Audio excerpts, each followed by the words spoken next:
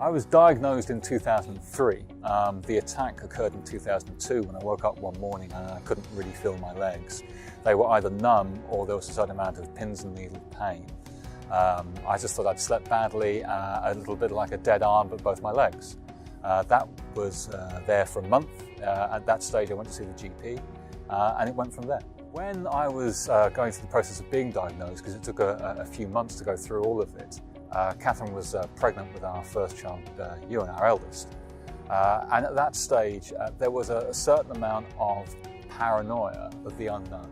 Parkrun becomes the anchor of everything else. So when the last attack happened and it sort of jolted me out of middle-age, the middle-age spread, I started swimming, I started biking, I started doing triathlons. Just to see how far I could go and what I could push myself to do. So Parkrun is a great start to the weekend, but it's not the only thing that I do. I'm a massive fan of swimming.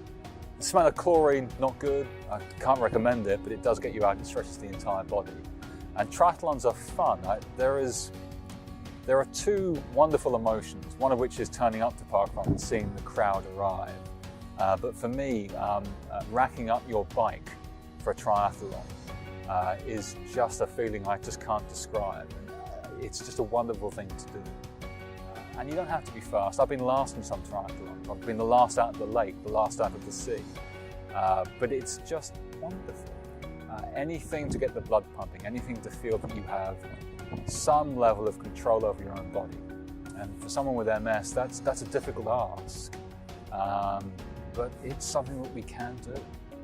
Yes, I really like it when we all run together. So I'm probably the keenest of all of us on Parkrun, but I really like days like today when all of us are here. So when I was running, but Mark and Niall and our eldest son were volunteering. Mark was run directing, I was giving out finish tokens, and Ewan was scanning, and I've been sorting out the finish tokens at the end. So it's just a nice kind of feeling of community, and it's something that, given that we're all doing different things throughout the week, that we can all come together at the same time and do something fun and get out in the outdoors and keep fit on Saturday morning together. Well, sometimes it's tricky. I think don't force it. If it becomes a chore and people don't want to do it and they feel they're forced to do it, then they're not going to enjoy it. But if it's a lovely day, if you can kind of sort of say, well, this is just going to kind of make us feel better, you feel better for a bit of exercise, and let's all do it together, then sometimes it works. Sometimes it works, sometimes it doesn't, as I think, and sometimes the boys don't do it with us.